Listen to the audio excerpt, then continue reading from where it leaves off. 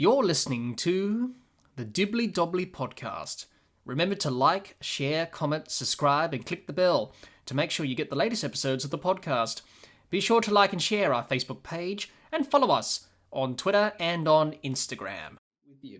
We've finally come to our last topic, Neil. It's been a bit of a marathon, this chat, but I really enjoyed it. And Me I too. hope you have as well. Oh, yeah, absolutely.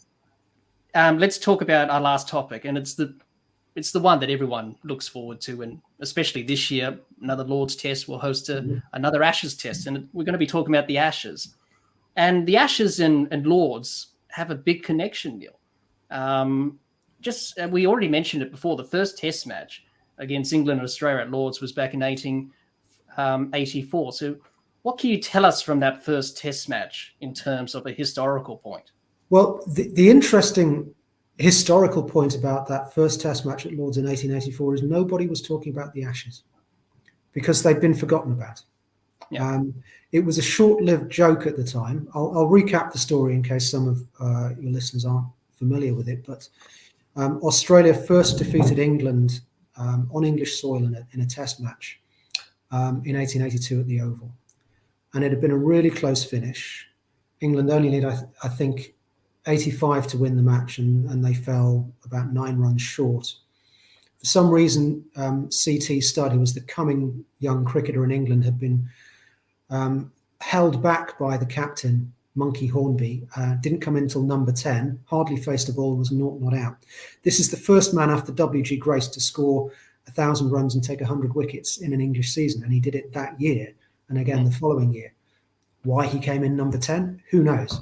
Anyway, England fell to a fabulous spell of bowling from Fred Spofforth, and the Australians were cheered all the way back to their hotel on the Strand. And this was seen as being a bit of a shock to the system, even though, as I mentioned earlier, the Australians had beaten an extremely strong MCC side that might well have been called an England side 4 years earlier at Lords in a single day. It shouldn't really have been that much of a shock to the system. Perhaps it was just the media bigging up the story of English failure, as they quite often like to do to this very day. Anyway, a few days later, there was a spoof obituary in the Sporting Times, placed by a journalist called Reginald Shirley Brooks. It declared the death of English cricket at the Oval on that day, and the fact that the body would be cremated and the ashes taken to Australia.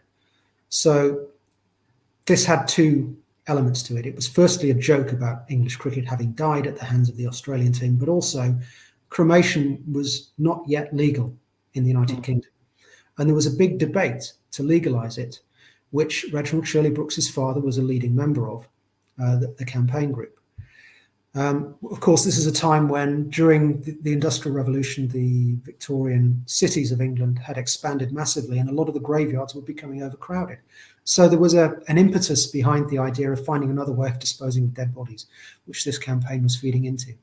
Anyway, from a cricketing point of view, the joke was what caught off, and the captain of the next England team to go out to Australia that very winter, the Honourable Ivo Bligh, said his team would be going out to defend the Ashes. And the captain of the Australian team, Billy Murdoch, said his team, Bligh would regain the Ashes. Billy Murdoch's team would fight to defend the Ashes for Australia. So the stage was set for the first Ashes series. But before the 3 scheduled tests even took place, the England team stayed at Rupertswood House, Sunbury, Victoria, a little way outside Melbourne, home of Sir William Clark, Australia's first baronet, and his wife, Lady Janet. And while there, they played a scratch match against a team of estate workers on Christmas Eve, which they won. Lady Janet thought that by doing this, Ivo had regained the honour of English cricket and should therefore be rewarded with the Ashes. So she took a little, what we think is probably used as a perfume bottle or an ointment jar. She may have picked it up in an antiquities stall somewhere in Greece or Italy. The Clark family had been in Europe the year before. A bale was burnt from the wicket that was used in the match. And again, this is not something we have absolute definite proof on. We think this is the likeliest story of the many competing theories. The ashes of this bale in the urn were presented to Ivo Bligh as the ashes of English cricket. Now, the joke was still current, and there were probably many different presentations of a similar nature that took place over the course of that tour. But the reason this one meant so much to Ivo was because one of the ladies present was a young woman called Florence Rose Morphy, who was the Clark family governess and music teacher, and he had fallen in love with her. And a couple of years later, they would get married, and she would eventually become the Countess of Darnley and a great friend of Queen Mary. So Ivo kept this particular souvenir when he probably disposed of many others, because it reminded him of the period when he'd fallen in love with his future wife, and it became a treasured family memento. And it was only, after that period, for 20 years, apart from an Australian journalist called Clarence Moody, there were very, very few people talking about the Ashes. I don't think there's a single mention of it in the English press from 1883 until about 1903, when Pelham Warner wrote a book called How We Recovered the Ashes. 1904, because the tour ended in 2004.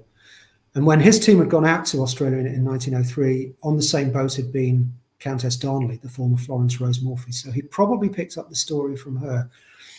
And this book really reignited the legend of the Ashes. And over the course of the next couple of decades, until Ivo sadly passed away in 1927, the idea of the Ashes as being the representation of the rivalry on the cricket field between England and Australia grew and grew and grew, to the point where he began to appreciate that this little object on his mantelpiece in his study had a significance way beyond his own family. And actually told the story of the origin of that rivalry better than any other object. Yeah. And that was why, at the end of his life, it wasn't in his will, but he told his wife before he died, this should really go to Lord's. And she honoured his final wish and donated it to MCC after his death. And the relationship between Ivo and Florence, I think, is why I always say that its heart, the story of the Ashes Urn is a love story. And it's a love story between an English aristocrat and an ordinary middle-class Australian girl who never could have imagined she'd become a countess and be a close confidant of the Queen of England in all her imagination. What a story. So at its heart, it's something that really shows the deep and enduring connection between England and Australia. It's something that should bring us together rather than dividing us in anger and rivalry. Yeah, absolutely. And actually, behind me here, I do actually have a replica of the urn. Excellent. Here we go. There we go. Not quite the original urn, but sort of you get the idea. But it's not badly done. I should stress that whenever you see the end of a series and a captain of England or Australia is holding up what looks like the Ashes urn, it's not the real thing. Nope, Please don't worry. We never put players anywhere near that. Even I don't like picking it up when sometimes I have to. Yes, and we'll get to that in a minute. But you usually see teams when they win the Ashes, of course, lift this replica urn, which is close to the real thing. But I like looking at it. It's probably the only thing I'm going to get close to an actual scene of the actual urn, of course. But if I go to Lord's one day, I'll definitely. It's always on display. We sent it to Australia a couple of times for exhibitions. Yes, I was about to mention that. 2006-07, it went out for that tour you mentioned earlier. And also 2019-20 went out to Victoria for a couple of months for the That's right, to the State Library of Victoria, which was a fantastic opportunity for us to show it in a non-cricketing context, because it was about the social history of the state of Victoria, and it was displayed next to a suit of armour worn by Ned Kelly, and the reason for that was one of Lady Janet Clark's relatives had been one of the police officials involved in the final shootout, and the suit of armour had been presented to the Clark family. And it's likely, therefore, that when Ivo and the amateurs from his England team arrived at Rupert's Wood House, this suit of armour was actually on display somewhere in the house. So there's a nice connection between those two artefacts, which helped to tell a unifying story. Yeah, absolutely. But then in the 1990s, Neil, MCC commissioned an urn-shaped Waterford crystal trophy after recognising both teams' desire to play for an actual trophy. Obviously, you can't present the Ashes urn; it's fragile. It's one of cricket's most prized artefacts. So they decided to do that. Mark Taylor was the first captain to be presented with that in the Ashes series in 98-99 in Australia. which turned out to be Mark Taylor's last series as a player because he announced his retirement from that series. And Australia won another Ashes series as always. So Neil, tell us about the Waterford Crystal Ashes urn. Tell us a bit more about that and why was that introduced as the trophy that the teams play for now? I think there was a growing expectation in cricket at the time that if you win a tournament or a series, you ought to be presented with something that you can take back with you. And obviously, it couldn't be the urn, even though there was this sort of groundswell of popular opinion in Australia that we keep winning the Ashes. Why can't we take the Ashes home? Why do the Ashes have to stay in London when we've just won them? Well, the urn's never been a trophy. That wasn't its original purpose. And it certainly couldn't fulfill that function now. It would not survive the frequent travel, as we know from the examinations we've done of it. So the only answer to this question was actually to create something entirely new that could serve as a permanent trophy for the Ashes series. And it was nice that we were able to do something that still acknowledged the shape and image of the urn, but was actually more substantial and had some heft to it. It's ironic, of course, after all that effort and the fact that we presented that whenever you see the presentation ceremony at the end of the series, end of the final test, the Waterford Crystal Trophy, the official trophy, is somewhere on the podium, but it's probably at someone's feet, and the captain and all the team are holding this tiny little replica. You can't get away from the perception that you are fighting for this minuscule little relic that has somehow, over the course of a century and more, acquired such significance in the two countries that battle over its image. But there we are. We do have a trophy for it now, which for some reason I won't go into is currently in Australia, although we're hoping to see it in England again this summer at some point. Well, let's hope Australia can get it back again and win the series in England this time. But that makes perfect sense. That was my next question. Where's the trophy now? Is it over in England or is it still Cricket Australia? Well, as you said, it's still Cricket Australia. So they'll be reluctant to hand it over for the start of the series at the end of the year, but it will come over this year. Sorry? It will come over this year because it'll obviously have to be presented to whichever team wins it at the end of the series.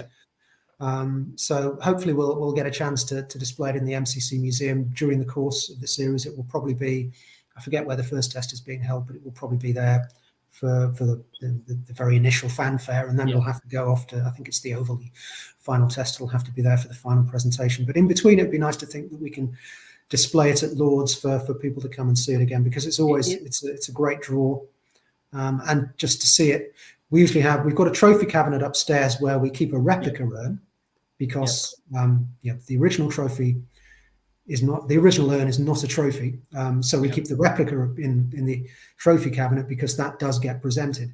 But to put the actual official trophy, the Waterford Crystal Trophy, next to it, you get a real sense of the difference in scale.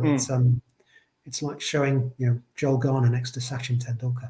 Yeah, two different sizes, but it is a striking trophy. And I think the Australian team, when they won the Ashes in the last series in Australia, I think they put some beer into the urn afterwards and drank out of it, which is probably not frowned upon in terms of trying to keep it in tip-top condition, but that's what they did when they celebrated. Yeah, there have been a few accidents to replicas over the years, but actually one of my favourite dressing room stories doesn't involve a replica. It was the end of the 2001 series, so we've already got the trophy in place by now, and Australia have just won the series again. But all the same, in the Australian dressing room at the Oval at the end of that match, there's a feeling, okay, we've got the trophy, but there are no Ashes. Why don't we have any Ashes?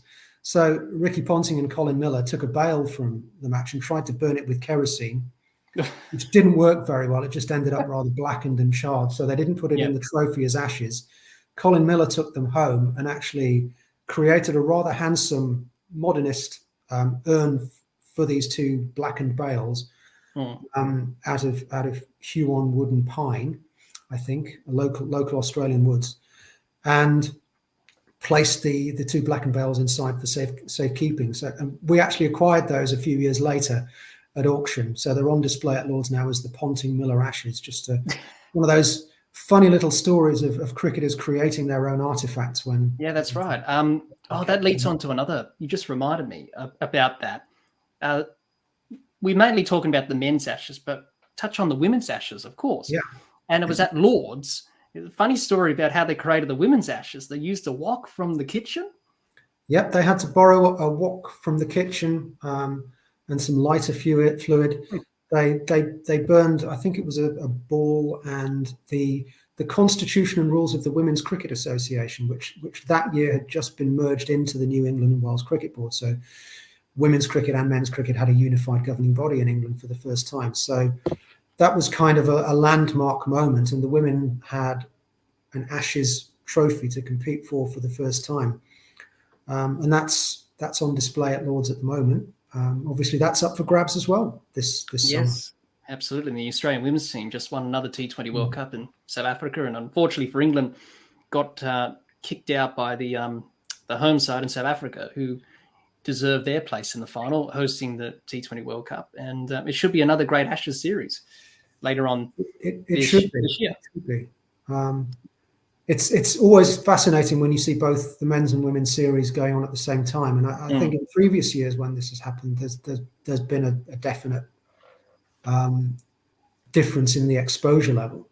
I think we're going to see that being a lot closer this year, because women's cricket, certainly in this country since the 2017 World Cup, which England won, and that was actually one of the best games I've seen, best games of cricket of any format, either gender, at Lord's in my time here. The women's game has really taken off. And actually the interest in it, we could see that even watching people go around the women's cricket exhibition in the museum over the last couple of years. People learning the stories about women's cricket and taking a genuine interest in the history of the game and how quickly it's developed in recent years and who some of the pioneering players have been. That's been really indicative of the momentum that's now behind the women's game, which is really encouraging, because if you want this game of ours to thrive in the future, why rely on only one half of the human race? Let's get both involved. Yeah, absolutely. And the Women's Premier League in India is going to be exciting next month. Many of the women cricketers are being paid large sums of money, and rightly deserved. They deserve every amount they get paid for. Wonderful, talented cricketers, and no doubt it's going to be a wonderful women's Ashes as well as men's Ashes. I'm sure it will. And what a lot of people may not know is that Australia and England, the first women's test was in the 30s and was played in Brisbane, which England won. In fact, obviously that wasn't contested for the Ashes, of course. It was just a test match between two countries. But hopefully we see a lot more women's test matches in years to come. There's less and less at the moment, but there's still plenty of work to do there. But it's always good to see even the last Ashes in Australia with the women's, that test match in Canberra was unbelievable. It went down to the wire and it was a draw in the end. But, hopefully the test in England will be the same as well. I believe that's going to be 5 days. It's not going to be 4. So that's going to be a great sight to see. And hopefully we see a good test match and a good series. I'm sure we will. Yeah, absolutely. And, at the end of the day, we have a bit of banter and about the Ashes, but it does bring people together from all parts of the world. You get a lot of people that go over to England from Australia to watch. Same with the Barmy Army or England supporters that come over here to Australia. It's a perfect way of bringing people together in this great game of cricket that we love. And we've got a lovely document in the MCC archive, which was given out as advice to players going on overseas MCC tours in the 1950s. And this particular document relates to a tour of Australia. It may even have been the Hutton tour of 54, 55. But at one point it says, hospitality is Australia's greatest weapon. In other words, don't eat too much, don't drink too much, because you'll certainly get the opportunity.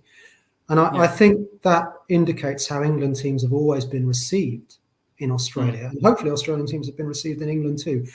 Okay, yes, there's been that surface level of, you're going to get beaten 5-0. But underneath all of that, there is the sense of a family reunion of two countries with a shared history and a shared love of this game coming together to celebrate that every couple of years. I think it's a great tradition. It's great to reflect on the fact that we've had this really close relationship driven by the Ashes for well over a century now, and long may it continue. Yes, well over 140 years old, and it continues to get better and better year on year. Hi everyone, hope you enjoyed listening to Neil Robinson, Head of Heritage and Collections at Lord's Cricket Ground and MCC, on the history of the Ashes. If you haven't done so already, you can check out the historical series episodes we did on Lord's Cricket Ground and the MCC with Neil, which are available on the Dibbly-Dobbly Podcasts YouTube channel.